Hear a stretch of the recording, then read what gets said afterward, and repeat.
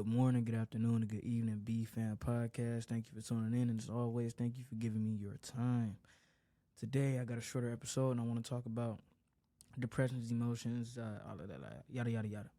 Basically, just touching on like emotions and how they work and what happens. So, one thing I want to talk about first is like the illusion of depression. Now, depression is real, but you aren't depression. Depression is just something that happens. It's a combustion of emotions that are hard to get out, and it's a combustion of emotions that are hard to feel. It's something that feels like it's weighing you down, you know what I'm saying? But it's simply just a label for emotions. You aren't depression. Depression is just something. It's something that happens. It happens to a lot of us. It happens to most of us. It's very common. Don't hear that you have depression and be like, oh, I'm stuck in this depression and I can never get out and then I'll just never be anything else. No, that's not how it goes, and that's not how it works. What it is you may be overstimulated, you may be overwhelmed. It could be a combustion of things, you know what I mean? It can be multiple things at once. So if you're feeling depressed, you got to sit back and think. And I know that feel like the last thing you want to do. You might get lost in your thoughts, this, and that. The only way, well, not the only way, but one of the ways you can keep up with your thoughts is either using voice memos, talking to yourself, or just plain talking to yourself out loud, writing it down, or talking to a friend. There's multiple ways to get these thoughts out. And once you get them out, you get them on track. Think of them as a train.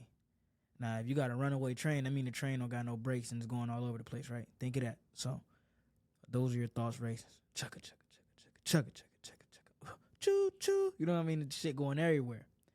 Now, close your eyes and think about a train on the tracks just going. Smooth. It's going. Chugga, chugga, chugga, chugga, chugga, chugga, chugga, chugga, chugga, chugga, chugga. Choo, choo.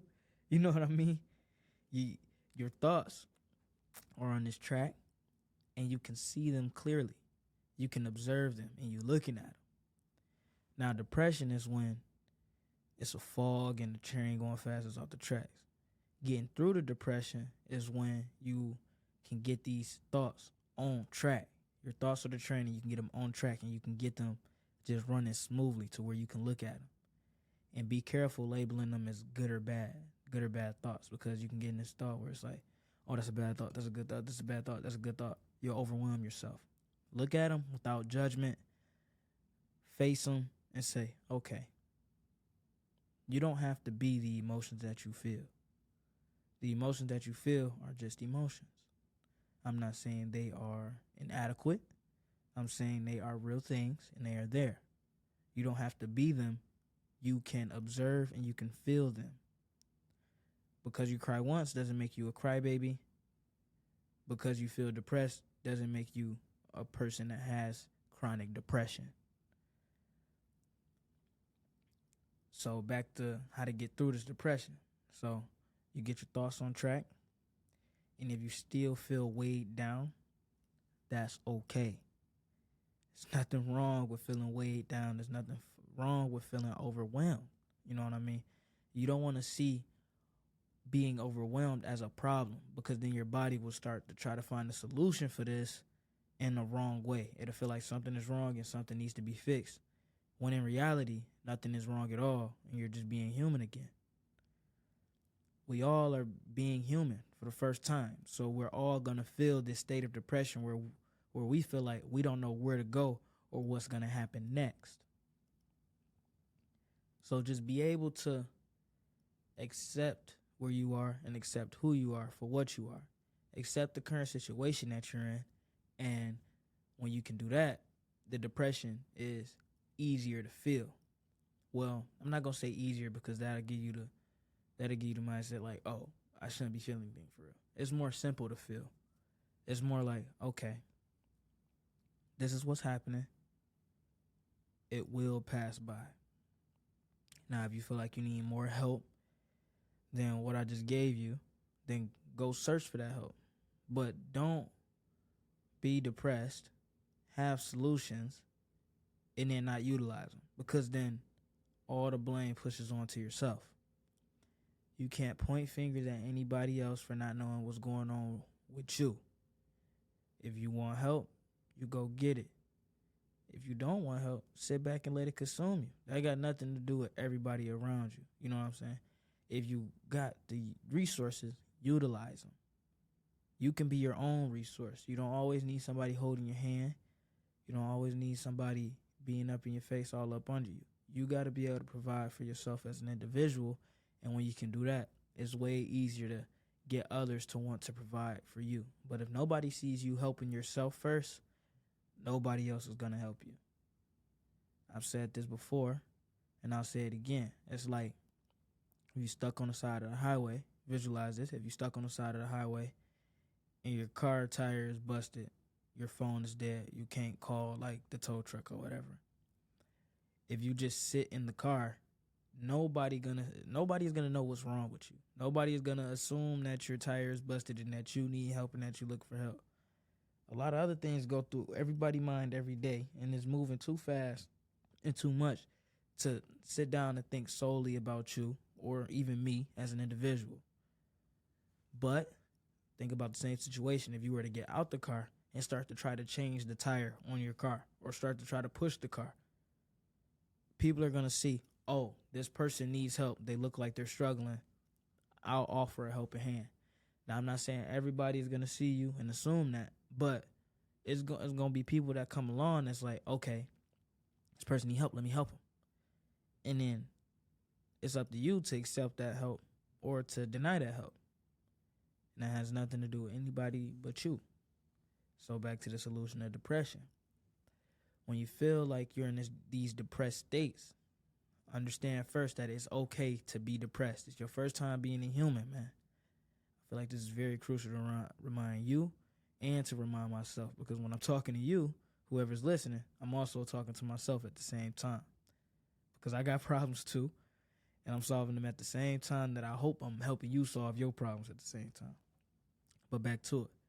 When we feel in these states of depression, we got to be like, all right, this is this. Now, this is going to happen, and this is happening. And although it's nothing I can do to change the emotion right now, like in my direct power, like I can just grab it and change it and make it something new, what can I do in my power to take steps towards feeling better? Because one of the main components of depression, like one of the main problem solvers in it, or however you say it, main solutions for it, is time. We got to be able to let time do its part too. But what you can do is you can accept that you feel depressed, not that you are depressed, that you feel depressed. And then you go, okay, what's going on in my life right now that can be causing this? Is it stress from exams? Is it stress from family members? Is it around the time that a family member passed away or something that I loved was taken away from me? Am I getting enough sunlight? What am I doing that can be contributing towards these feelings of depression? And once you get you like a few that you can work with, it'll start to make sense to you what's really going on. Like, sometimes we just don't take enough time to look back at our entire week and go, yo, damn, I ain't even realize I was doing this much shit. Maybe that's why I feel like this. My brain was being used at this much capacity, and now that I get a break, I'm able to crash, because every high needs a crash. Anytime our dopamine receptors are being utilized for an extended period, for an extended amount of time, we will crash. Every adrenaline rush, we need to crash. That's why we get tired after running for so long, because our adrenaline was up and now it's gone, so we got to crash. We can't always ride this continuous high. So you got to think like, damn, I was doing this, and that. I was going over here, I was going over there, I was moving around a lot, boom, boom, boom, boom, boom, boom. Boom, maybe I'm just crashing. Maybe that's why I feel depressed, you know what I'm saying? Or maybe it's the opposite. You thinking, you be like, damn, I ain't did nothing. So not using your brain enough can cause you to feel depressed as well. You know what I mean? Not being active enough. And not even if you don't even have to be the type of person that go to the gym every day. You don't got to be the type of person that is always working out, doing this, and that. But you got to be able to utilize your body or it's going to give up on you. Any muscle not used will lose its functionality. Your brain is a muscle. To put this in visual perspective, okay, imagine you a bodybuilder, you lift every day, and then all of a sudden, boom, you stop. Do you think you're going to be able to lift the same amount of weight that you lifted 2 months ago and you ain't lifted since? You know what I mean? No. Same thing goes for your brain. If you, just sitting in your room all day and you not doing shit, you scrolling TikTok, you scrolling Instagram, you playing video games, not getting no better or moving towards the person you want to be in life, of course you're going to feel depressed. You feel like you have no purpose. When you feel like you have no purpose, it's hard to feel anything at all. Because in essence, nobody truly has one purpose, well, that we know of. Not that I've heard of or anything that has came out, but like, none of us really have a true purpose in being here, so we have to make our own purpose or discover what purpose we were assigned. However you believe or however you think about it. It's up to us to find our purpose. It's not just going to fall out the ass right in front of you. No answer is ever just given. You got to do some type of problem solving. You know what I mean? And if you just sit in your room not moving towards anything, of course you're going to feel depressed. Now, I'm not saying that it's all over for you, because it's not. You just got to be able to become aware of the situation that you're in and accept what's going on and be like, all right, boom, this needs to change. Now, this is something I want to work towards. I'm going to work towards it.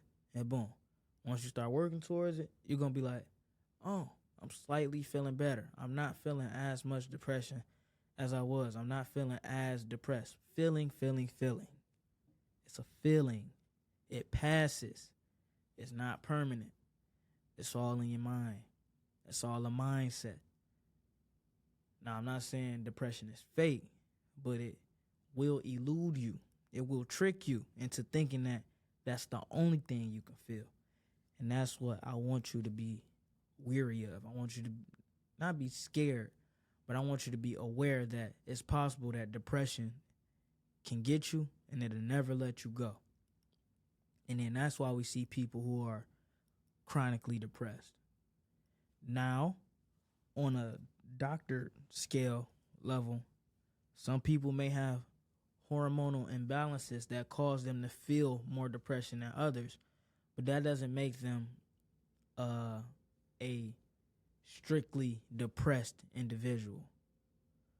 Psychological factors, yes, that can be a thing. Body factors, genetics, all play a part in how we feel depression, but we don't have to be depression.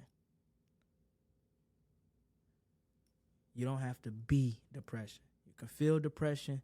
It can be passed down to you, but you don't have to be it. You feel it.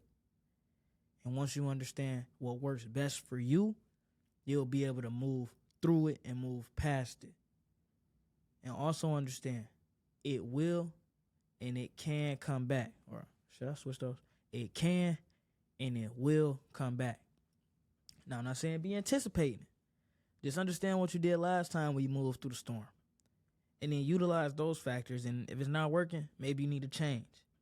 But at least you got some type of framework and base to work from the last time.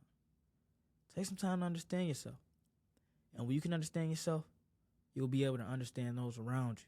And when you're able to understand those around you, you'll be able to help. And when you're able to help, it just feels good. Giving is always better than receiving, in my eyes. But that's another talk for another day.